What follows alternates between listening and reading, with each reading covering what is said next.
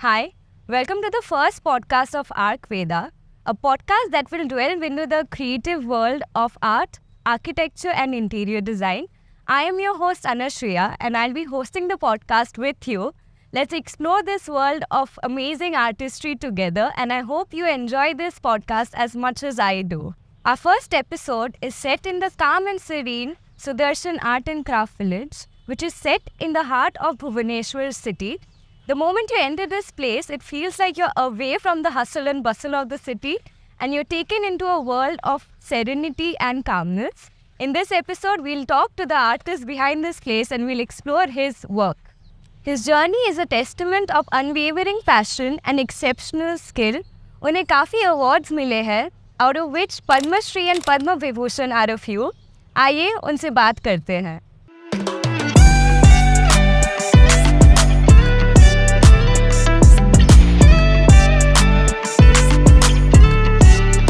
यहाँ पे आने से Sudarshan art and craft village में आने से ही लगता है कि दूसरी दुनिया में आ गए हैं.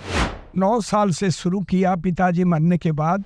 तो दुनिया का 35 कंट्री में काम किया, जापान से यूरोप से लेके बहुत कंट्री में काम किया. असीता पार्क में 2 मूर्ति मेरा लगा दिल्ली में.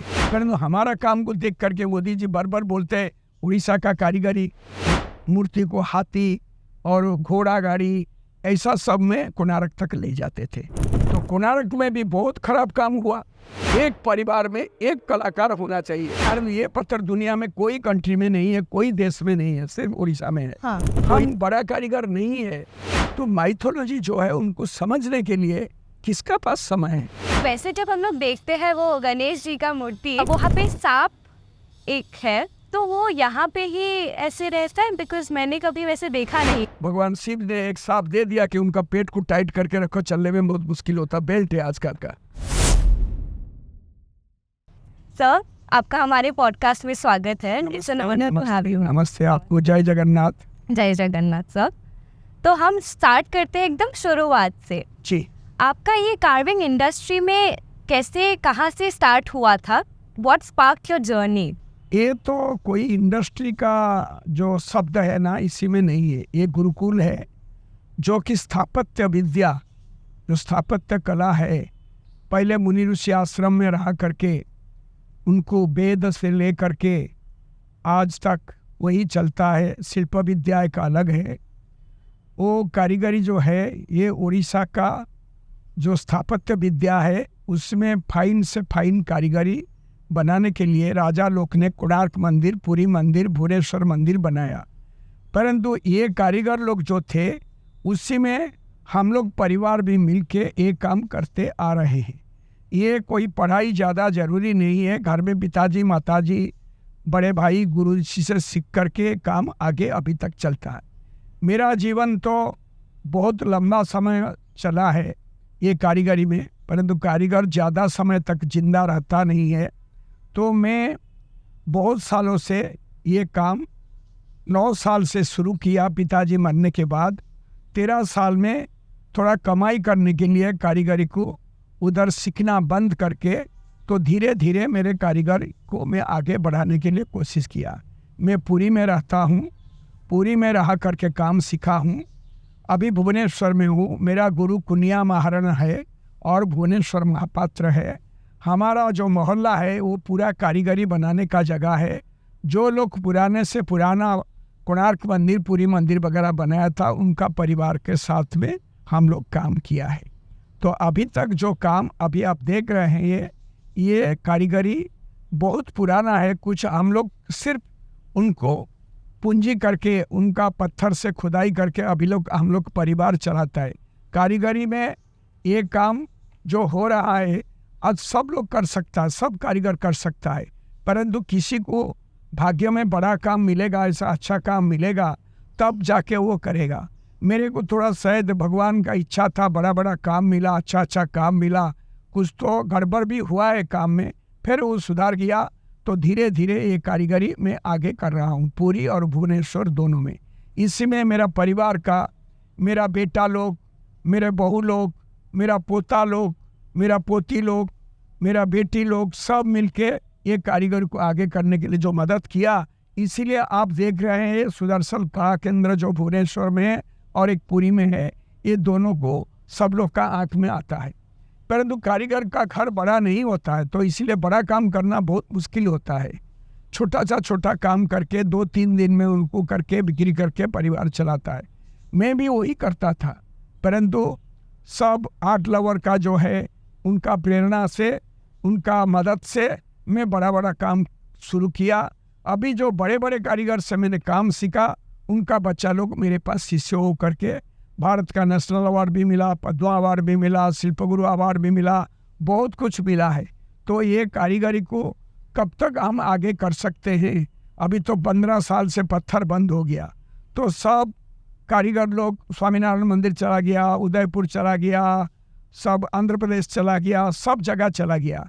तो वो तकलीफ का समय आया है। अभी ये नया सरकार अभी आया है, प्रिय मोदी सरकार भी बहुत काम दिल्ली में लगाया मेरा ले करके। उसको देख के बॉम्बे में मैंने बहुत बड़ा एग्जीबिशन भी किया कारीगरी के लिए। हम अकेला तो नहीं बनाता है, मेरा ग्रुप तो बहुत बड़ा है, तो सबको लेके ये गुरुकुल में रहा करके खाना पीना खा के काम करते। तो आपका जैसे वो एक्चुअली आपने जो बोला वो बहुत सही बात है। तो जैसे हम लोग मॉडर्न वर्ल्ड में जा रहे हैं, लोग अलग अलग तरीके के काम करते हैं करियर वाइज, सबका मनोभाव कैसे बदलेगा, तो ये बात हमारा देश का जनता के ऊपर भी जरूरी होता है। आजकल जब कोई एक घर बना रहे हैं तो उनको इंटीरियर में जैसे ट्रेडिशनल आर्ट क्राफ्ट वो सब भी इनकॉर्पोरेट करने में बहुत इंटरेस्ट आ गया है। तो आई थिंक ओवर टाइम वो काफ़ी आ रहा है।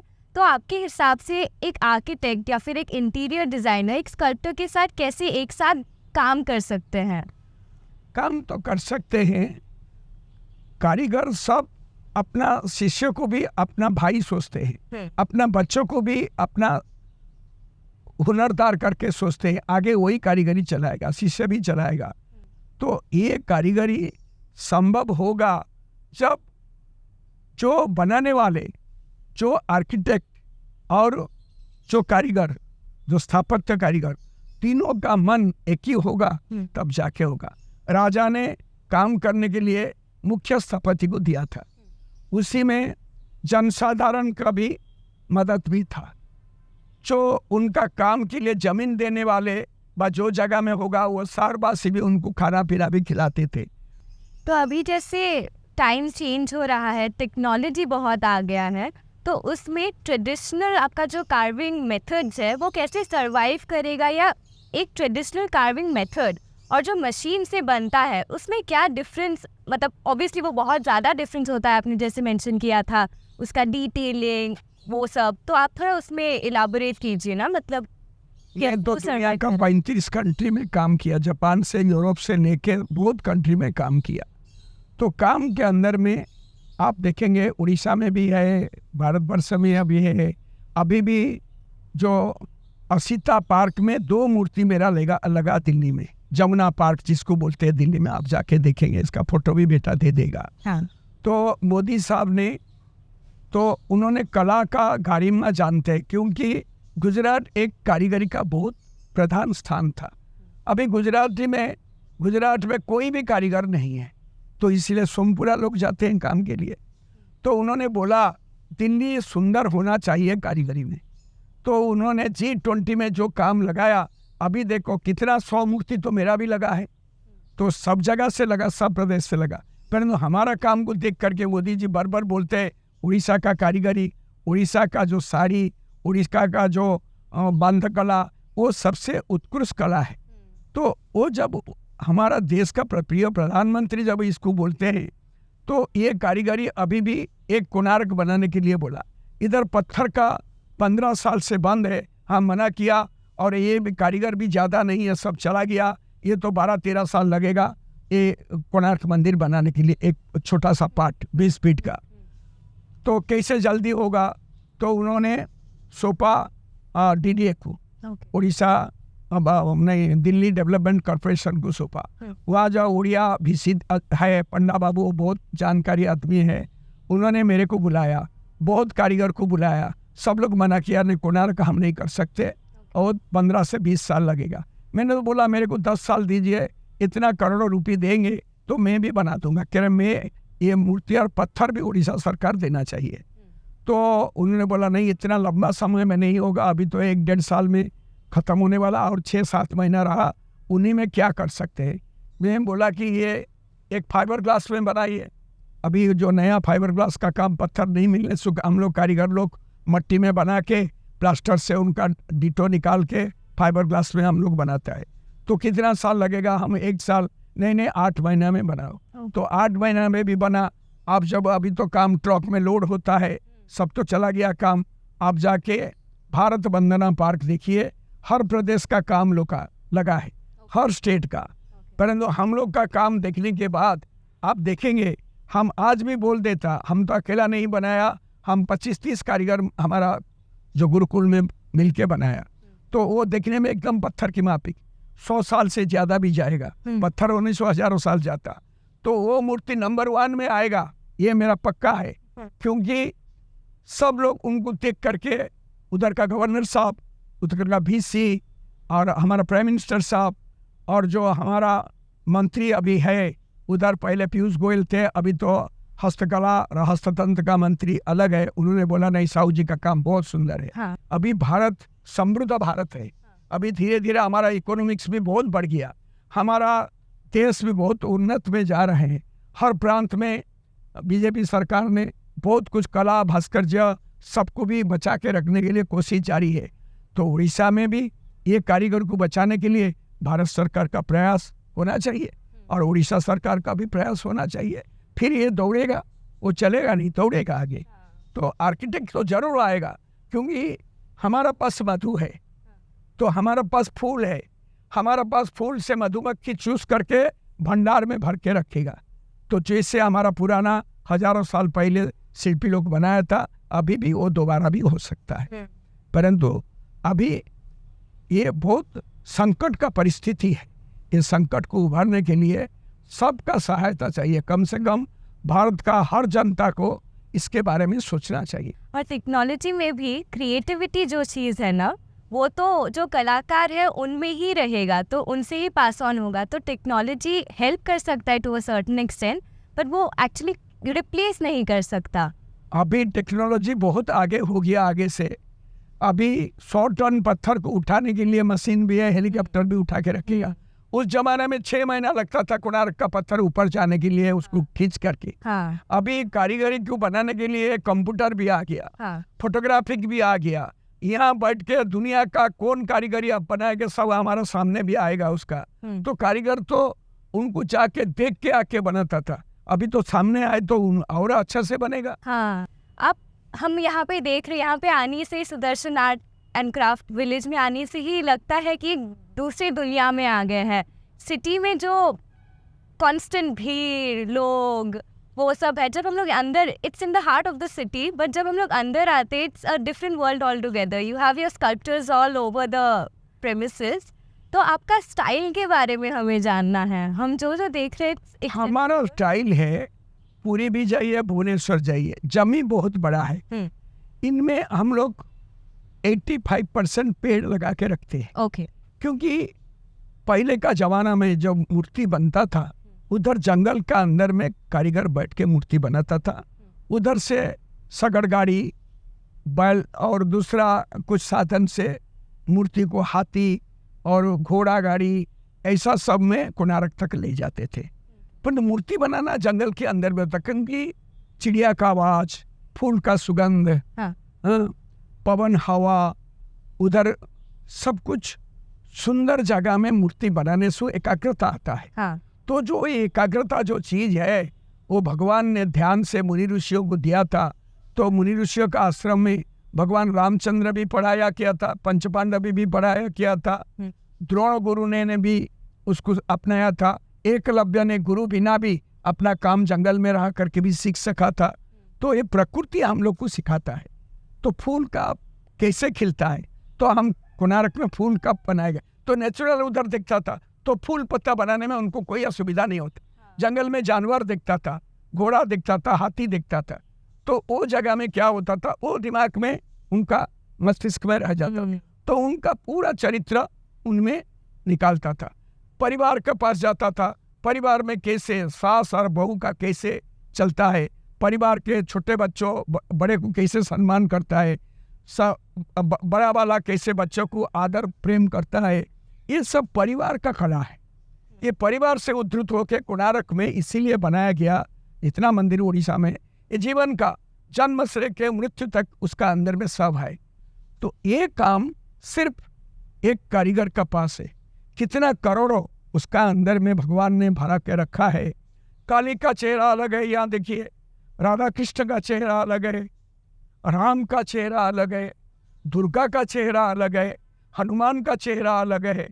तो कितना लाखों मूर्ति का चेहरा, हस्तिनी स्त्री कैसा है, चित्रिणी स्त्री कैसा है, पद्मिनी स्त्री कैसा है, तो पद्मिनी तो महालक्ष्मी और पार्वती। शरीर भी पुरुष का कैसे होता है, युवक का कैसा होता है, बच्चा का कैसे होता है। तो 16 उम्र में युवती का शरीर का गठन कैसे होता है, 40 उम्र में कैसे होता है, 50 उम्र में कैसे होता है, मृत्यु का समय आने के बाद उसका शरीर कैसा होता है। शिल्पी अपना परिवार में सीखता है, अपना माहौल में सीखता है।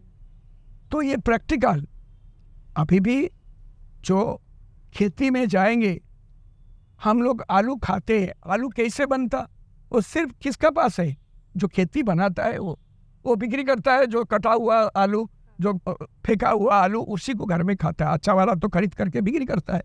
तो आलू को लगाने से लेके पेड़ उठने के समय में उनको कैसे कैसे तरीका से बढ़ाया जाता, तो वो आलू वाला जो बनाने वाला वो जानता है। सिर्फ उनको पैसा मिलता है, वो दूसरा कुछ खरीद के उसका जीवन को चलाता है। तो शिल्पी को पूरा मालूम है ये जीवन कैसा होगा। आप जो बोलेंगे हमारा दिमाग में रहेगा। आप ऐसा बनाना चाहता कि ये चीज़ ऐसा ऐसा होना चाहिए, इसमें शिक्षा, संस्कृति और साधना, ध्यान, प्रेम और रस जो होता ना, खाली आँखों का पीने से नहीं होगा, मलाई खाने से नहीं होता। जो रस होता वो मस्तिष्क से निर्गत होता, आज्ञा चक्र से आता है।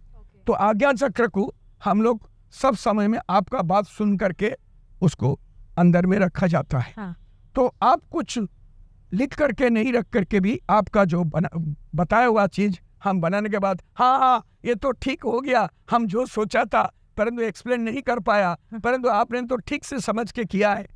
तो इसी के लिए एनवायरनमेंट के भी बहुत जरूरी है। तो ये गुरुकुल मेरा परिवार पूरा मिलके, इनको मेरा मदद करने वाला जो कला प्रेमी है उनका मदद से, परिवार तो सिर्फ मदद किया, परंतु अर्थ का आवश्यक है ना, अर्थ बिना तो कुछ नहीं होगा। तो उन्होंने अर्थ का मदद किया। काम गलत होने से भी बहुत अच्छा करके उनको ले जाते थे, क्योंकि आज ये बना, इसी में अच्छा मूर्ति आने का आया। तो जो लोग अभी मतलब कार्विंग करना चाहते हैं या करते हैं, तो ये वो लोग यहाँ की भी आपके अंडर? हाँ, बहुत कारीगर लोग भी इधर आते हैं, सीनियर कारीगर भी आते हैं, जूनियर कारीगर भी आते हैं। उधर कुछ फोटोग्राफी भी करते हैं। काम के समय में हम ये गलत हो जाएगा तो हम कैसे सुधार सकता है, ये शिक्षा इधर भी लेते हैं। तो ये फ्री ऑफ कॉस्ट में दिया जाता है। जब हमारा कुछ ऑर्डर काम, बहुत बड़ा काम आ गया, उसको टाइम लिमिट है, उस समय उनको बोला जाता अभी मत आओ, 1 महीना छोड़ के आओ। तो आज समय था, आपसे भी बहुत बातें हुआ। अभी कारीगर लोग तो अभी लोडिंग हो रहा है दिल्ली जाने के लिए सामान, उनको भी बच्चे लोग देखते हैं। तो काम कैसे, उनको पैकिंग कैसे होना चाहिए, कैसे उधर पहुंचेगा, कुछ उसका टूट फूट नहीं होना चाहिए, उसका भी ट्रेनिंग भी हम लोग, क्योंकि हम लोग करेंगे तो होगा। कोई पैकर आके उसको करेगा तो जाने से 3-4 टुकड़ा हो गए, वही मतलब तो उनको मालूम नहीं हो किस तरीका से उनका पत्थर का कितना हार्डनेस, कौन सा पत्थर क्या हार्डनेस है, उसका पैकिंग किस तरीका से होगा, वो भी हम लोग को मालूम होगा। ये कला आगे होने के लिए सिर्फ मैंने बोला जनसाधारण, जो हमारा भारत का समस्त परिवार, उसी में प्रधानमंत्री भी आते हैं, स्टेट मिनिस्टर भी आते हैं, राष्ट्रपति जी भी आते हैं, सब आते हैं। हमारा जनता उनका सोच करना चाहिए कि एक परिवार में एक कलाकार होना चाहिए। चित्र करो, मूर्ति करो या कोई भी कारीगरी करो, तो एक कलाकार घर में होगा तो उनका तकलीफ उनको मालूम होगा, इनका प्राशन सब जगह से आना चाहिए। तो अभी जैसे हम लोग बैकड्रॉप में देख रहे हैं ये, तो आपका इंडियन माइथोलॉजी के साथ बहुत काम है, तो आप कुछ थोड़ा सा बोल सकते हैं उसके बारे में कि जब आप कुछ बनाते हैं तो इंडियन माइथोलॉजी का वो प्रोसेस कैसे आप करते हैं? ये एक सैंपल पीस है, अंदर में उसका ओरिजिनल पीस मेरा हाथ का है। उनमें कितना माइनॉरिटी काम है आप देखेंगे।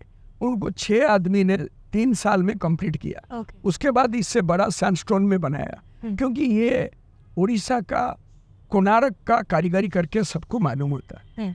गणेश लेने से, वो पत्थर को देखने से जानकारी आदमी सोचता है कि ये उड़ीसा का कारीगरी। हम ग्रेनाइट में बनाएंगे, ग्रेनाइट सब जगग मिलता, कारण ये पत्थर दुनिया में कोई कंट्री में नहीं है, कोई देश में नहीं है, सिर्फ उड़ीसा में है। तो ये नजीक पत्थर है, इसीलिए कोणार्क पूरी मंदिर बना है।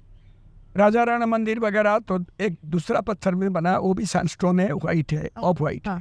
तो ये ट्रांसपोर्ट के लिए डर से राजा ने इसको बनाया। तो ये जो मूर्ति बना है, आप सोचिए, एक सुंदर, अभी भारत सरकार का एक बहुत सुंदर बड़ा आर्ट गैलरी अभी बनता है। हम उधर जाकर के डेवलपमेंट कमिश्नर हैंडीक्राफ्ट्स को बोला, आप ये 9 आदमी ने 5-6 साल से हम लोग बनाया, आपका दीवार यहाँ लगाया है, कितना करोड़ों से खर्चा हुआ है, आप 40 लाख रुपीस दे करके वो दीवार में लगाएंगे, जो आएगा ये हैंडीक्राफ्ट्स भवन करके, उनको साइन बोर्ड का जरूरी नहीं होगा। उन्होंने बोला नहीं, बहुत पैसा हो जाता है। वो बहुत पैसा हो जाता, हम लोग इतना खरीद नहीं सकता। तो ये बात आपको कैसा लगा, आप इसको सोचेंगे।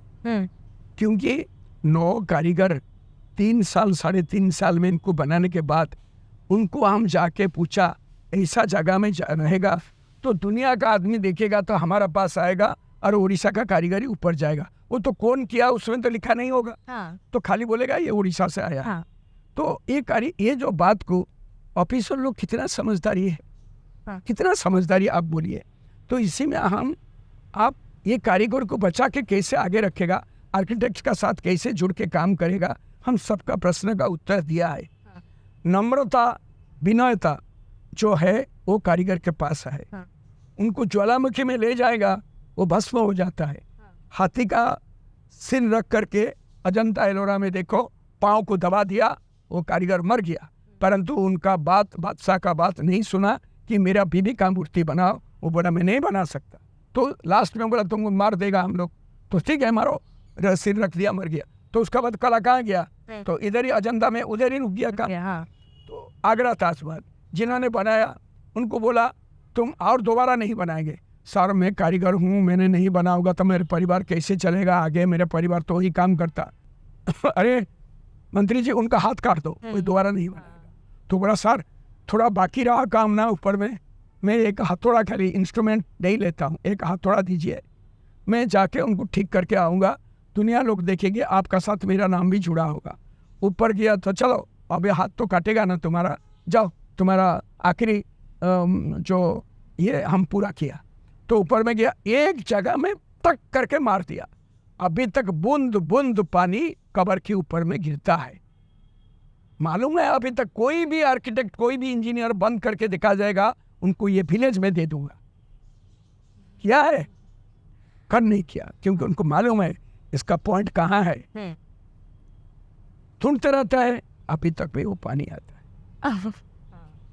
तो इसलिए बहुत कारीगरी अगम्य जिसका कोई सीमा नहीं है। आसमान को देखेंगे, पृथ्वी का ऊपर में महाकाश, कितना ग्रह, चंद्र, सूर्य कितना है, फिर अभी भी और दूर से और नया भी निकलता है। तो ये महासमुद्र को देखेंगे, जैसे महाकाश को देखेंगे, शिल्प विद्या ऐसा बहुत बड़ा है।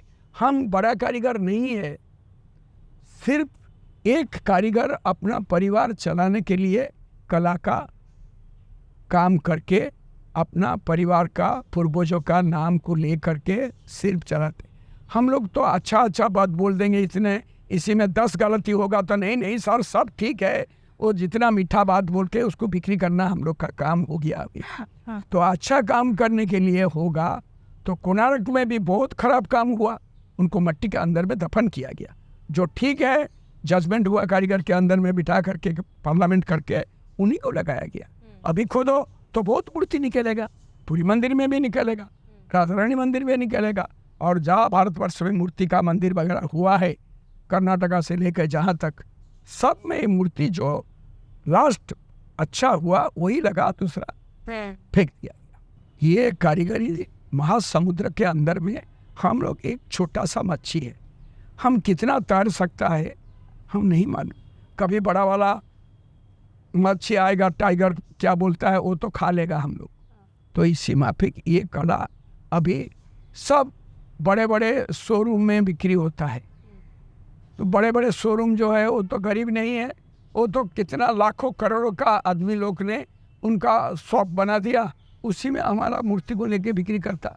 पैसा हमें तो वही डेली मजदूरी का दो, 1000, 1500, 500, 800 वही मजदूरी में जो काम किया वो, परंतु फायदा तो वही लेता ना, क्योंकि वो उनको भी हम नहीं छोड़ सकते, क्योंकि उनका छोड़ेगा तो हमारा परिवार भी नहीं चल सकता।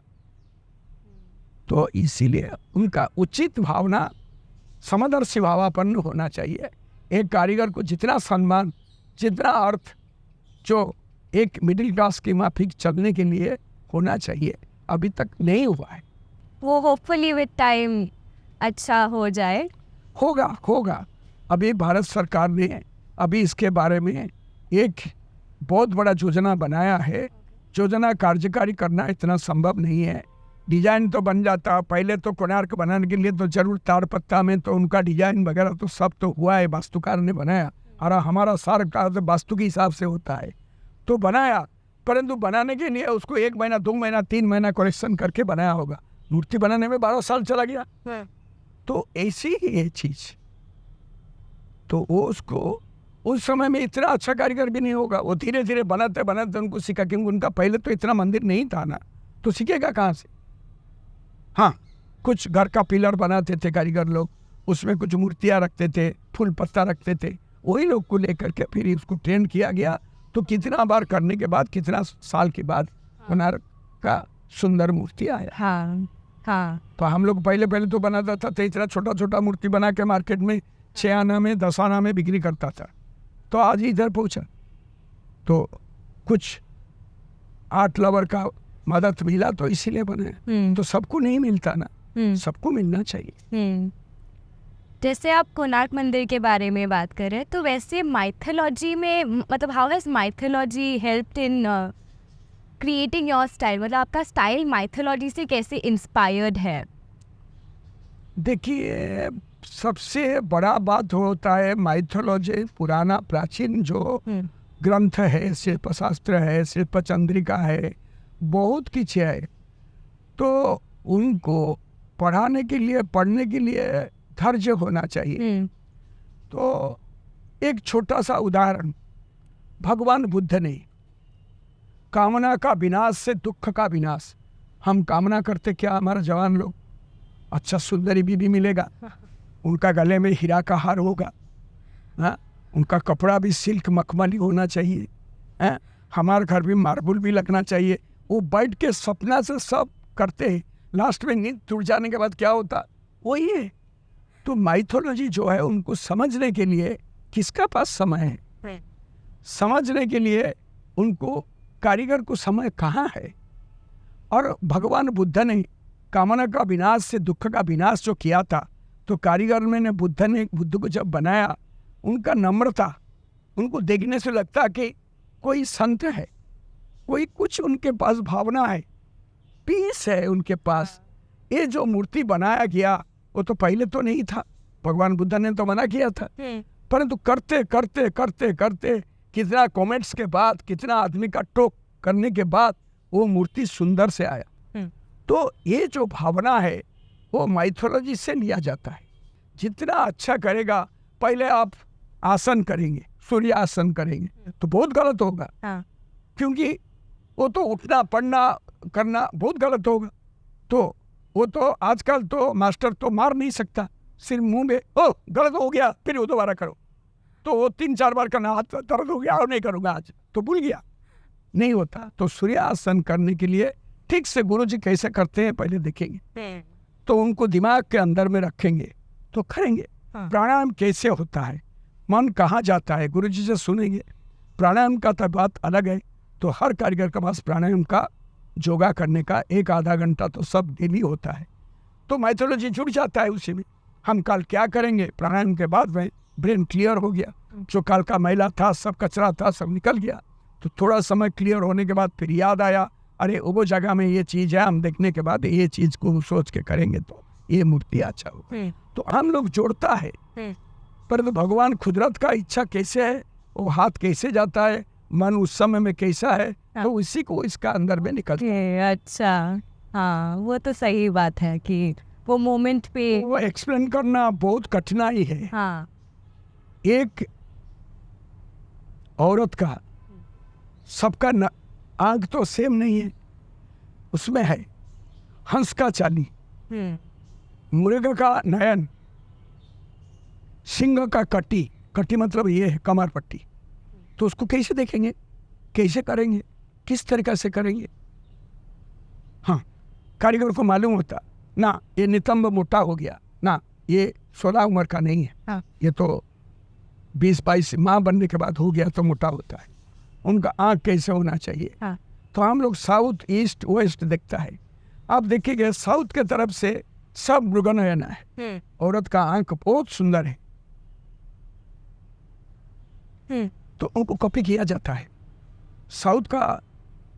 तो उनका भाव साउथ का कारीगर के ऊपर आता है। उड़ीसा में थोड़ा मोटापन है, कोणार्क में हर मूर्ति थोड़ा मुतला है। तो उसको जो देखता ना उसी को समझ में आता, क्योंकि दुबली पतली शायद उस समय में नहीं था। उनका ऑर्नामेंट भी जो पहनता था औरत लोग, उनका एक्सरसाइज होता था ना, चक्की पीसेगा तो बड़ा बड़ा 5 किलो का इधर था, वो चलता था। तो उनमें उनको डायबिटीज तो आजकल सर्व घर में देखेगा तो 90% 85% है। हम लोग का घर में डायबिटीज नहीं है। हम लोग का कारीगर भी कुछ तो डायबिटीज हो गया, हमारे परिवार में डायबिटीज नहीं, और सबसे ज़्यादा मीठा खाने वाले कारीगर है। तो ये चीज़ को देख के भी, अनुभव करके भी बनाया जाता है। 16 उम्र में स्तन कैसा रहेगा, 25 उम्र में स्तन कैसा रहेगा, उनका जो कमर पट्टी का नीचे कैसे कितना नितंब रहेगा, उनका पाँव कैसे रहेगा, हाथ में कैसा, उनका 16 उम्र में ये तो कुछ दिखाई नहीं जाएगा। तो हम ये रखेगा तो कौन खरीदेगा मूर्ति? ये तो बोलेगा बूढ़ा ये विकलांग हो गया, जैसे भगवान बुद्ध उधर बैठा ना, स्केलेटन हो गया, खाना पीना नहीं खा के। तो सुजाता ने बोला मैं 16 उम्र हूँ, तो आप नहीं खाएंगे तो मेरे माफिक नहीं रहेंगे, तो आपका दिमाग भी गड़बड़ हो जाएगा, आग में जलेगा शरीर भूखा में, आप कैसे ज्ञान प्राप्त होंगे? लीजिए ये खाइए, फिर पुनर्बार आप हाँ ध्यान में जाइए, आपको भगवान शायद देंगे। तो भगवान ने खीर लिया, खाया, सुस्त हो गया, राज जोगो किया। तो राज जो क्या होता है, इसका अंदर में क्या है महत्व, तो सब तो निकाल के बोलने के लिए तो 4-5 दिन लगेगा। हाँ। हट्ट जोगो क्या है, सब अलग अलग किस्म का होता है। हम लोग शिल्पी लोग ना डांस बहुत पसंद है, हम डांस नहीं करेंगे तो नर्तकी नहीं बनेगा। हम ड्रम भी बजाते हैं, मृदंग भी बजाते हैं, हम बीणा भी बजाते हैं। तो बीणा का नाद कैसे होता है, तो सरस्वती का चेहरा किस तरीके से। अब देखिए एक सरस्वती नेशनल अवार्ड मिला, नो लिखा है इसका नीचे में, मेरा हाथ का है। 60 साल से इनको लेने के लिए बहुत बड़े आदमी आए थे, तो एलन मित्तल करके स्टील किंग है। हाँ। बोला मैं चेक रखा, आप कितना भी लिखो, 10 लाख 15 लाख 20 लाख, मैं तो 3 लाख से तो उसको नेशनल अवार्ड मिला। पर मैं उसको डोनेट किया कि एक म्यूजियम में रहेगा, कारीगर जाके उसको देखेंगे, सीखेंगे, तो उसी में सीखेंगे, इससे अच्छा करने के लिए कोशिश करें। हाँ। जैसे आपने बोला कि हर हमारे देश इतना बड़ा देश with so much of heritage, तो सब एरिया में अलग अलग जैसे हम लोग देखते हैं, तो कहीं पे आँख, कहीं पे कुछ। तो वैसे जब हम लोग देखते हैं वो गणेश जी का मूर्ति, तो देयर वहाँ पे सांप एक है, तो वो यहाँ पे ही ऐसे रहता है? बिकॉज मैंने कभी वैसे देखा नहीं था, मतलब मैंने उड़ीसा में देखा है। उड़ीसा का कारीगरी में सरलता ज़्यादा है, इसमें बुढ़ापा ज़्यादा नहीं है। ये गणेश जब एक दम था, हाँ, उनमें क्या शास्त्र में लिखा है, खर्बस्तुलतनु गजेंद्र बदनम लंबोदरम सुंदरम प्रस्यानंदम मदगंध लुब्धम मधुजव्यालोड़ गंधस्थला दंताघात विदारिता रुधिर सिंदूर सुवाकर वंदे शैल सुता सुत सिद्धि प्रदो कामदो। शैल कौन है? पर्वत है। शैल सुता कौन है? पार्वती है। उनका पुत्र शैल सुता सुत। उनको संस्कृत से व्याख्या करके उसको गुरुजी के पास बैठ के सुनेंगे तो एक दंत गजानन, क्योंकि एक दांत तो कार्तिक ने तोड़ दिया उनका, चारों तरफ घूम के इन्होंने लड्डू ले गया, वो तो घूम घूम के आके फसीना होके देखा, तुम खा लिया तो मार दिया उसको, तान टूट गया उसका। तो हम लोग सरलता, क्योंकि वो जवान है, कोई जगह में देखेंगे बुढ़ापा उसका ये दब गया, हमारा भी कुछ भी है ऐसा नहीं। उनको सिर्फ 10 उम्र 12 उम्र का जो उम्र है उसी उम्र का गणेश बनाने के लिए कोशिश है। तो धीरे धीरे एक कारीगरी को जो दूसरा जगह में साउथ में अलग होता है गणेश, महाराष्ट्र में अलग होता है, बहुत अलग अलग जगह में अलग होता है। उड़ीसा का शैली एकदम अलग है। उड़ीसा का साथ में दूसरा, उनका कारीगरी भी बहुत अच्छा है, कुछ कमी नहीं है, परंतु उड़ीसा में कुछ रस उसी में ज़्यादा भर के कारीगर छोड़ता है। कितना पैसा दिया नहीं है मालूम, परंतु उसका सब चीज़ को ध्यान से देखते हैं। मजूरी आगे हो गया नहीं है वो भूल जाता है, क्योंकि उनका सुंदर था उनका मन में, और रात को सो के दिखता है ये जगह में गड़बड़ है, कल सुबह उठ के उसको बनाएगा। तो इनको कोशिश जो है वही है रस। तो रस निर्गत कहाँ से होता ना, अपना आज्ञा चक्र से होता है। तो वो रस को उसमें डालने के लिए हाथ, हथौड़ा और मस्तिष्क तीनों काम करेगा तो उसी में सुंदरता आता है। ओके। और वो सांप क्या सिग्निफाई करता है? वो जो सांप है वो शिव जी का पुत्र है। भगवान शिव तो सब समय में विष पान करके नीलकंठ हो गया, उसका अंदर में तो सांप भी है। तो गणेश भी उनका पुत्र है, उनका पेट बहुत बड़ा है। भगवान शिव ने एक सांप दे दिया कि उनका पेट को टाइट करके रखो, चलने में बहुत मुश्किल होता, बेल्ट है आजकल का। वो तो सही है, बहुत सुंदर। यहाँ पे मतलब सब कुछ इतना सुंदर है, and we'll try to make a video दिखाने के लिए एवरीथिंग। आप लोग का मन सुंदर है इसीलिए ये सुंदर लगता है। आपका मन बहुत पवित्र है इसीलिए सुंदर लगता है। और जैसे हम लोग इंडियन माइथोलॉजी के बारे में बात कर रहे हैं, तो वैसे आप बुद्धिस्ट भी, मतलब आपका बुद्धिस्ट वो बहुत इन्फ्लुएंस है, तो वो कैसे हुआ था? मतलब आपका बुद्धिज्म के साथ क्या लिंक है? बुद्धिज्म उड़ीसा से शुरू हुआ था।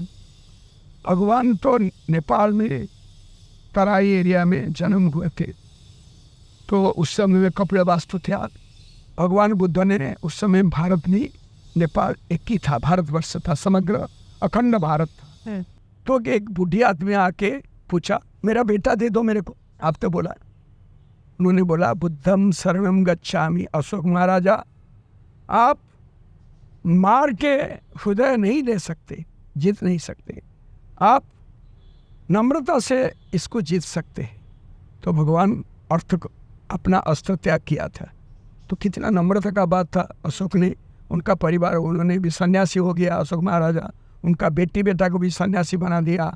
उधर ने श्रीलंका तक जा कर के भी, इंडोनेशिया, उधर मालदीव, उधर बहुत जगह में, उधर से चाइना का आसपास तक भी किया है, धर्म किया है। तो भगवान बुद्ध का जो प्रेरणा था, तो उनको देखेगा तो जो उनका विनय था, नम्रता, उनका पंचशीला नीति को जब आप ठीक से कोई पंडित से बात करके समझेंगे, उनका चेहरा इतना सुंदर था कि उनमें औरत भी हो सकता, बच्चा भी देख सकता, बूढ़ा भी देख सकता, और जवान भी देख सकता, असुंदर भी देख सकता, सुंदर भी देख सकता। तो ये जो भावना है, ऐसा मूर्ति बनाने के लिए कोशिश जारी जो है, उनको जो मन आपका है, अब घर में बीवी के साथ झगड़ा करके आया, आपको वही झगड़ा लगने वाला मूर्ति का चेहरा दिखेगा, परंतु अच्छा सा मूर्ति बना के रखेगा, कुछ समय ध्यान से बैठ के दिमाग को क्लीन करके देखेगा तो मूर्ति में सुंदरता है। तो सब सुंदरता उसी में होता है। ऐसा नहीं है जो आज्ञा चक्र के अंदर में बुद्ध ने भूमि स्पर्श के समय में उनका इतना चेहरा सुंदर नहीं है, क्योंकि मैं आया जहाँ से, जाना से वहीं से। और एक धर्मचक्र प्रवर्तन, इसको जो मिला है मैं दुनिया को देता हूँ कि, तो आप भी उनको शिष्य लोग दुनिया को दीजिए। तीसरा था आशीर्वाद मुद्रा, उसमें प्रेम से आप मेरा जो बात को ठीक से अनुकरण करके अपना परिवार से पहले उसको व्यवहार करो, बाद में ग्राम में करो, बाद में शहर को जाओ। आजकल तो हमारा नेता सीधा जाके पार्लियामेंट में बोलते हैं, अपना घर को भी सजाना नहीं है। तो मूर्ति सुंदरता जो होता है तो वही होता है। अपना घर में संस्कार नहीं है तो बाहर जाके क्या संस्कार कर सकते हैं। तो भगवान बुद्ध ने जो किया था, त्रिपिटक को हम पढ़ने के बाद, रावण संकटायन करके किताब है संस्कृत में, पढ़ने के बाद हम लोग बहुत पढ़ाई भी करते हैं। जो जमीन में मंदिर बनेगा शिल्पियों मालूम है, उनमें पहले बीजन डाल के देखेगा पेड़ कितना दिन में उगता है, और वो जमीन का मट्टी को थोड़ा लेके उनका सुगंध से पता चलेगा ये मट्टी दलदल है कि नहीं नीचे। उनको बाजा बजा करके देखेगा, उसका ज्ञान के रिटर्न साउंड जो आता है, मैं मंदिर बनूंगा या नहीं, वो मना करेगा मैं इधर नहीं बन सकता, तो फिर दूसरा जगह जाना पड़ता है। तो ऐसा जगह में मंदिर हुआ है। तो इसीलिए 1000 साल तक रहा। अभी तो सब जो जगह में देखा उम्र जमीन का अंदर में चल जाता है, बिल्डिंग धीरे धीरे जमीन के अंदर चल जाता है। ये जो अगम्य विद्या ना, वो सिर्फ अभी कुछ लुकायित अवस्था में है। उनको बाहर लाने के लिए कम से कम भारत सरकार का कोशिश अभी जारी है। वो आ जाएगा, थोड़े दिन में आएगा। फिर वही रामायण का युग भी आएगा, वही भगवान रामचंद्र भी इधर जन्म होगा, वही संसार भी चलेगा, फिर शिल्पी का आदर भी आएगा। ये पहले था, अभी है, आगे भी रहेगा। ये त्रिकाल का बात है। 3 हम लोग बोलते स्वर्ग, मर्त्य, पाताल, 3 पुर है ना, तो वही। तो आपका जो कार्विंग स्टाइल है वो नगरा स्टाइल, कलिंगा स्टाइल, आप थोड़ा सा उस पे हमें एक्सप्लेन करें। साउथ में भी नगरा स्टाइल चलता है, अलग जगह में भी चलता है, परंतु कलिंग स्टाइल में उड़ीसा का जो कारीगरी स्टाइल है ना, इसको चोड़ा स्टाइल बोलते हैं। चोड़ो भी साउथ में भी चलता है। ये जो स्टाइल में, इसमें क्या होता, हर चीज़ में ऑर्नामेंटेशन ज़्यादा होता है। दूसरा कारीगरी में, जो भारतवर्ष में दूसरा कारीगरी है, उसमें इतना ऑर्नामेंट भरते नहीं है, क्योंकि ये चोड़ा स्टाइल में कारीगरी बहुत उसका ऑर्नामेंटेशन होता है कि एक आभूषण, जो आभूषण को बोलते हैं कि ये कलिंग स्टाइल है। Kalinga architecture school of architect था ना, उसमें ज़्यादा आभूषण का काम था। तो आभूषण अभी तक भी वही चलता है। नागरा स्टाइल में थोड़ा सा फर्क है। तो दूसरा, अलग अलग प्रांत में भी अलग अलग स्टाइल भी चलता है। कारीगरी कोई जगह में कमी नहीं है, परंतु उड़ीसा का कारीगरी में ज़्यादा रस, छंदा, भंगी, सुंदरता भरने के लिए हम लोग प्रयास पहले से भी है। तो इसीलिए उनका स्कूल ऑफ कलिंग आर्किटेक्ट बोला दिया, उसका स्पेशल है उनका नाम कलिंग। कलिंग मतलब उत्कल, उत्कल मतलब उड़ीसा। पहले नाम तो अलग अलग चेंज हुआ ना। तो हमने कोणार्क टेम्पल के बारे में बहुत बात किया है, तो वो नाम बहुत आया है, प्लस हमारे पीछे भी है कोणार्क टेम्पल का एक इम्पॉर्टेंट पार्ट। तो आप थोड़ा सा हमें एक्सप्लेन कर दीजिए ना कि एलिमेंट वाइज क्या है आपका, जब आप बना रहे थे तो आपका माइंडसेट क्या था, आपका थॉट प्रोसेस क्या? हमारा माइंड में कुछ नहीं है। हम कोणार्क में देखा, कोणार्क एक चैरियट है, एक रथ है। भगवान सूर्य वो रथ में सुबह निकलते हैं, पृथ्वी भ्रमण करके फिर रात हो जाता है, चंद्रमा आता है। तो कोणार्क सूर्य मंदिर में जो 26 चक्का है, उनको 26 चक्का को उनको आप देखेंगे, उसी में एक चक्का में इसमें 16 स्पोक है। हर स्पोक में 1.5 घंटा होता है, तो 24 आवर्स दिन रात होता है। बड़ा स्पोक में 3 घंटा होता है, स्पोक को स्पोक। छोटा स्पोक बड़ा स्पोक के अंदर में 1.5 घंटा होता है। और उसमें जो बिंदु है चारों तरफ रिंग के अंदर में, वो हर सेकंड होता है। उसमें घड़ी नहीं था। सूर्य उदय होगा, अस्त होगा, तो वो माइथोलॉजी है। सूर्य जितना जितना ऊपर जाएगा, जितना जितना अस्त होगा, ये माइथोलॉजी को लेकर के उस जमाना में साइंस इतना डेवलप था। तो ये कोणार्क का सूर्य रथ बनाया गया, और जो जगह में बनाया गया उसका माइथोलॉजी भी है, क्योंकि वो संगम का जगह था, जहाँ नदी और समुद्र का संगम जगह में। क्योंकि पुराना जमाना में इसका माइथोलॉजी है, कृष्ण का पुत्र शाम्बनी बिना बोले बिना खबर दे के पिताजी माताजी का घर नहीं जाना चाहिए। तो ऋषि ने आके बहुत उसको जिज्ञासा किया, मैं श्राप दे दूंगा, जदुवश विनाश हो जाएगा, तुम जाके पिता को जितना मना किया। तो कृष्ण ने एक बोला था, जो मेरे घर में जबरदस्त आएगा नहीं पूछ के वो कुष्ठ व्याधि हो जाएगा।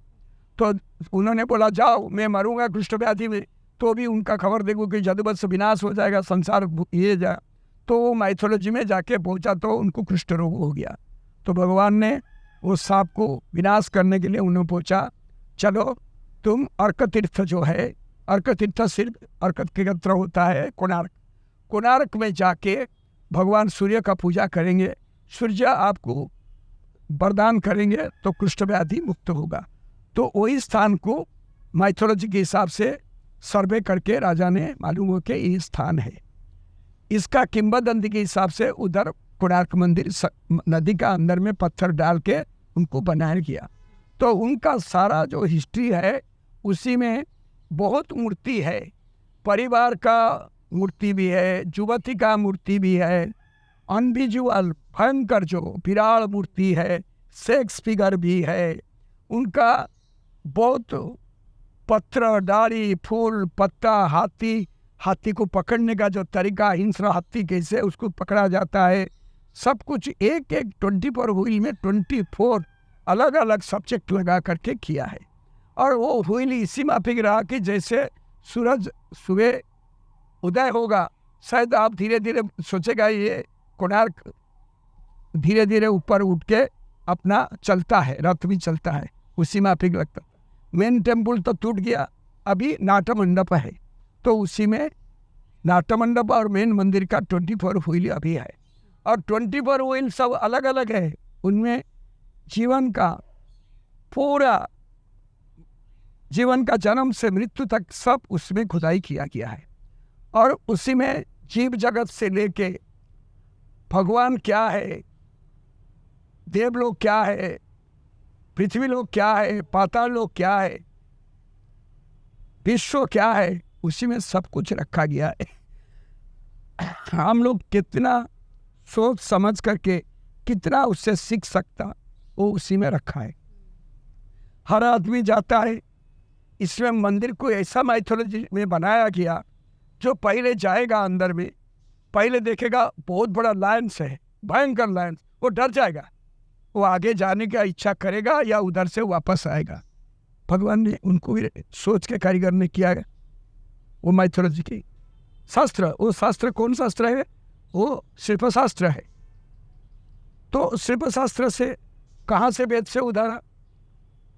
तो 4 वेद से एक वेद है, तो वही वेद से उनको आया। तो उनका थोड़ा शेर को देख के नहीं डर के मंदिर के ऊपर देखेगा सेक्स फिगर है सब, तो उधर मन चला गया तो अंदर नहीं जाएगा, तो सेक्स फिगर देखते रहेगा, तो दूसरा हो गया। तीसरा स्टेप है, अंदर में जाएगा तो आपको मंदिर में एक मंदिर का ऊपर में उठेगा तो देखेगा नृत्य रता रमणी है, सब नृत्य रता है, वाद्य बजाता है, उनका सुंदरता देख करके भी रुक सकता है। तो फिर चौथा पंथी जब अंदर चला गया तो वो पास हो गया, तो भगवान का पास वो निमग्न हो गया। परंतु हमारा तो 1-2 से रिटर्न हो जाते थे आदमी लोग। तो ये परीक्षा के लिए, हमारा आने वाला पीढ़ी को सिखाने के लिए वो किया गया है। तो ये माइथोलॉजी का साथ जुड़ा है। कोणार्क कुछ कोई बिना भाव से बनाया नहीं है, मनुष्य को दिग्दर्शन देने के लिए ये भाव से कोणार्क बना है। मेनली ये माइथोलॉजी के साथ पूरा जुड़ा है। हर एक एक बिंदु उनका अंदर में समझाएंगे, तो आप कभी आएंगे तो कोणार्क जाके मैं आपको समझा सकता। इन्हीं को भी पूरा समझाऊंगा तो 1-1.5 घंटा लगेगा इसमें। तो विराट जो भ्याला है वो अव्यक्त चिंता है, जिसको आप कभी देखा नहीं है। मनुष्य का नहीं, शेर का बॉडी है, मनुष्य का चेहरा है, शेर का बॉडी है, हाथी का शून्य है, हाँ? और नीचे में भी आदमी का ऊपर पाँव रखा है दबा के, डेमोन्स का ऊपर में भी घोड़सवार बैठा है उसके ऊपर में कंट्रोल करने के लिए। कंट्रोल कौन करता है? मन को कंट्रोल करेगा लगाम। तो अपने जीवा को लगाम लगाओ। आपको गाली क्यों देता है? उनको लगाओ ना लगाम, उनसे आराम से पूछो प्रेम से पूछो, जवाब मिलेगा। गाली देगा तो उसे दूसरा तुमको गाली देगा। तो उनका सब्जेक्ट उसी में है, तो भावना वही है। एज एन आर्किटेक्ट आजकल हम लोग देखते हैं कि लोगों को ट्रेडिशनल इंटीरियर या फिर आर्किटेक्चर में जाने में बहुत इंटरेस्ट हो गया है। सो उनको चाहिए कि उनके घर में एलिमेंट्स हो which show the tradition, the rich heritage of India. तो आपका उसमें क्या एडवाइस है कि कैसे हम लोग वो कर सकते हैं? मेरे सोच में जब मिडिल क्लास आदमी लोग अपना घर बनाते हैं तो वो लोग कम से कम वास्तु के हिसाब से बनाना चाहिए। आर्किटेक्ट को लो, जिसको लो, इसी में आप पहले घर को देखेंगे तो थोड़ा मन को आनंद होने के लिए कुछ कला कारीगरी लगाना चाहिए। खाली पत्थर का नहीं बोलता हूँ, कुछ भी लकड़ी का भी हो, कुछ भी हो, जो आदमी देखने से उसका दिमाग में एक प्रेजेंटेशन आएगा, हाँ ये बहुत सुंदर चीज़ ये बनाया है। तो एक घर का दरवाज़ा का सोचिए, उसमें थोड़ा सा फूल पत्ता, चिड़िया, कुछ ऐसा सुंदर चीज़ बनाना चाहिए। और घर का जो वास्तु के हिसाब से क्यों बनाएगा और सुंदर क्यों करेगा, तो इसी के लिए कम से कम जो घर बनेगा उनका जो हमारा परंपरा पुराना स्टाइल में घर बनाएगा तो मॉडर्नाइज इसका अंदर में होगा, कोई मना नहीं है, परंतु बाहर देखने में थोड़ा लगेगा ये कोई हमारा भारतीय संस्कृति है। तो उनको भी इसका अंदर में थोड़ा डालना चाहिए। पैसा वाला का ज़्यादा करेगा, कम पैसा वाला थोड़ा करेगा, तो ये होना चाहिए। तो इसी में क्या होगा, घर का कोई भी बाहर का आदमी आए ना, पहले से उनका मूड थोड़ा बहुत अच्छा हो जाता है। घर के अंदर जाने के बाद बैठेगा, बात करेगा, तो उसी से उनका मूड को ठीक करने के लिए उनको कम से कम कलिंग आर्किटेक्ट का जितना भी कम से कम कुछ भी सामने होना चाहिए। ये बात है। और दूसरा बात है, जो घर बनाएंगे उनको कम से कम चारों तरफ से खुला जगह छोड़ना चाहिए। क्योंकि घर को जैसे आपका चारों तरफ जैसे कंबल आपका पर 10-12 दे के आपको कवर करेगा, अब गर्म में एकदम छटपट होगा। घर भी ऐसा चीज़ है, उनको भी कोई खुला स्थान चाहिए चारों तरफ से। वो महिला भी हमारा अंदर में आता है, वो भी नहीं होना चाहिए, चारों तरफ स्पेस होना चाहिए। और घर का भी हिस्सा जो है, उनका खिड़की, दरवाज़ा, उनका घर भी ऐसा होना चाहिए कि सीधा सीधा दरवाज़ा नहीं होना चाहिए, क्योंकि सीक्रेट चला जाता है। एक दरवाज़ा इधर होगा तो दूसरा दरवाजा इसका अपोजिट में होगा, आप देखेगा तो एक कमरा देख सकता, लास्ट तक नहीं देख सकता। खिड़की ऐसा होना चाहिए, पश्चिम का तरफ से खिड़की ज़्यादा नहीं होना चाहिए, अस्त सूर्य का उसमें किरण अंदर में नहीं आना चाहिए। नहीं करेगा अभी खिड़की और अच्छा है, तीनों तरफ करिए। दक्षिण का तरफ से ज़्यादा बड़ा आपका करिए, और पूर्व के तरफ से भी दरवाज़ा खिड़की भी कर सकते हैं, उत्तर की तरफ से भी कर सकते हैं। तो ये जगह है। और ईशान्य कोण हमारा होता है, घर का एक ईशान्य स्वर होता है, तो वो देवता होता है। हम लोग एक घर में पूजा करते हैं, ईशान्य कोण में करते हैं, तो उनको भी ध्यान रख के उधर कोई भारी चीज़ उसका ऊपर में करके ऊपर में नहीं बनाना चाहिए, वो दबता है। और पानी का जगह भी ठीक जगह पर रखना चाहिए। संडास भी जो महिला का जगह अलग रहना चाहिए। घर के सामने में अपना परिवार का जो महिला जाता है, वो पानी घर का सामने में क्रॉस नहीं होना चाहिए। ये सबसे कि उनका दुर्गंध पहले आ जाता है जो आने वाले, तो वो साइड में कहीं भी तरफ से जाओ। आपका पूर्व का तरफ घर है तो पूर्व का तरफ नहीं जाइए, दक्षिण के मुड़िए, नहीं तो उत्तर में मुड़िए, नहीं तो पश्चिम में पैखाने का जल को करिए। और घर ऐसा होना चाहिए सब समय में, पूर्व का तरफ डाउन होना चाहिए, पश्चिम का तरफ से ऊंचा होना चाहिए। ये होता है घर का सौभाग्य घर है वो। हाँ, जैसे अभी आपसे बात करके वो समझ में आया, आजकल बहुत बोलते हैं traditional heritage in contemporary architecture, and यहाँ पे आने से वो पता चलता है कैसे हम लोग ये हमारे घर में दे सकते हैं एंड घर को सुंदर कर सकते हैं। जैसे आपने बोला था, घर खुला होगा यहाँ पे, जैसे आपने बोला जितना खुला जगह उतना हमें सीखने को मिलता है या फिर हमें आइडियाज़ आता है, वो बहुत सही है। अभी तो मैं आपको बहुत सारे क्वेश्चंस पूछ सकती हूँ, बट जैसे आपने बोला कुछ बात करने के लिए 1 घंटा 2 घंटा, एंड होपफुली आप नए नेक्स्ट पॉडकास्ट में या फिर कभी हम लोग और फिर से पॉडकास्ट बनाएंगे एक टॉपिक को लेके, for people to understand the rich heritage that we have here. तो मेरा लास्ट क्वेश्चन है कि जो लोग सीखना चाहते हैं, कार्विंग हो या एनी फॉर्म ऑफ आर्ट, तो उनके लिए आपका क्या मैसेज है, आप उनको क्या बोलना चाहते हैं? पहले वो घर में अपना परिवार का परमिशन लेना चाहिए कि हम ये काम सीखना चाहता है।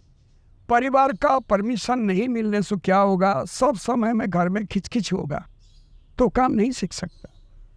प्रेरणा पहले अपना परिवार का होना चाहिए और आर्थिक दृष्टि से उनका ऊपर में कोई निर्भर नहीं होना चाहिए 6-7 साल तक, तब कारीगरी सीख सकता है। और गुरुकुल में रहेगा तो ऐसा घर में बिरयानी में डेली खाता हूँ, इधर तो बिरयानी नहीं मिलेगा। हाँ, कभी कभी थोड़ा बहुत अच्छा खाना मिलेगा, पनीर वगैरह का खाना मिलेगा, वो भी डेली भी नहीं मिलेगा। जो गुरुकुल में खाना होता है उसको खा के अपना अच्छा से जीवन बिताना पड़ेगा। उसका मेन खाना होता है कि शिल्प शास्त्र कारीगरी और आर्किटेक्चर कारीगरी को सीखना है। ये होता मुख्य उनका खाना है। उनको हजम करेगा तो खून बढ़ेगा, तो उनका कारीगरी भी आगे जाएगा। वो भी जवान होके दूसरा को भी गुरु होके सिखा सकता है। तो इसके लिए पहले घर का है। दूसरा बात, उनको जहाँ काम सीखने के लिए आएगा उधर देखेगा उसका परिवेश कैसा है। वो कारीगर का घर में डेली झगड़ा होता है, वो उधर से एनवायरनमेंट भी ठीक नहीं है, उनको खाने पीने का तरीका भी ठीक नहीं है, गंदा कपड़ा पहन के भी घूमते हैं, तो उधर भी नहीं आना चाहिए। क्योंकि कारीगर जो बनेगा और जो गुरु है, शिष्य है, उनका पितृ और अपना बच्चा उसी माफिक संबंध होना चाहिए। जब कारीगरी सीख जाता है तो भाई हो जाता है, समस्कंद हो जाता है, तो उनका व्यवहार भी उसी माफिक होता है। तो गुरुकुल में रह के सीखेगा तो ये काम आसान से सीख सकता है। अभी भी ये किया नहीं है और इसके लिए मदद जो है उनका परिवार भी उनके लिए करना पड़ेगा।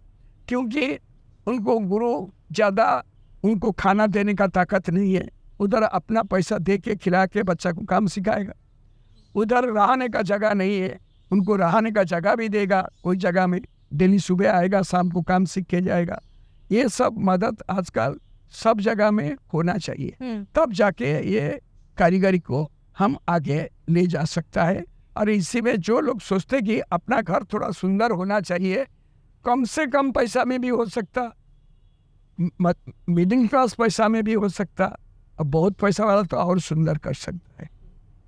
तो अभी आप देखिए, जियो का जो अंबानी ने उनको बॉम्बे में एक शॉप बनाया है बहुत बड़ा, हैदराबाद में भी उन्होंने किया बनाया। जो मूर्ति हमसे 3 लाख में लिया उसका नाम 40 लाख दाम रखा है। कारीगर को मिलेगा कितना, वो भी बिकने के बाद 3 लाख मिलेगा, नहीं तो तब पड़ा रहेगा, वो भूखा मरेगा। तो ये चीज का जो बैलेंस वो दुनिया में कब आएगा, तो उसके बाद में घर का बात आएगा। तो कारीगरी सीखने के लिए सब है, परंतु अभी शिष्य ज़्यादा हो गया, गुरु कम हो गया। तो गुरु बढ़ने के लिए, गुरु तैयार करने के लिए भारत सरकार, जनसाधारण और लोकल सरकार, प्रदेश सरकार, उनको गुरु तैयार पहले करना चाहिए। अभी गुरु सब जगह में बहुत नीचे चला गया, अभी शिष्य सब आगे बोलता कि हम गुरु हो गया। तो शिष्य भी अभी मिलता नहीं गुरु को, वो ढूंढता है शिष्य कहाँ मिलेगा अभी, क्योंकि सब जो शिष्य लोग अभी है ना वो गुरु हो गया ना, तो और वो शिष्य कहाँ ढूंढेगा, तो सब तो गुरु हो गया। तो ये कारीगरी ऐसा ही जीवन का अंतिम क्षण में पहुंचा है। तो उनको चेंज करने के लिए सब नागरिक, सब देश का नागरिक, उनके लिए सोच बहुत बड़ा सोच है।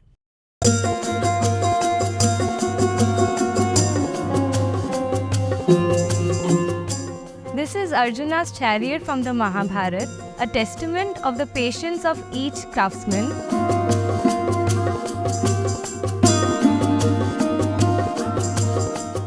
Made of Gamhar wood, it took more than 8 years to complete, with 13 people working in phases.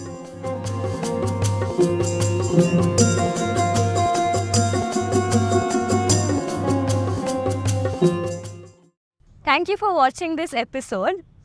आज मैंने तो बहुत सीखा एंड आई एम होपफुल कि आपने भी उतना सीखा। इसके बाद हमने बहुत प्लान करके रखा है। We'll have different guest speaking on various topics and we hope you find it as interesting as it is for me to talk to the guest. Kindly like, follow and share, and do share your opinions about what you felt about the podcast, your opinions on the world of sculpting, and what you feel can be done to keep this tradition alive. Thank you.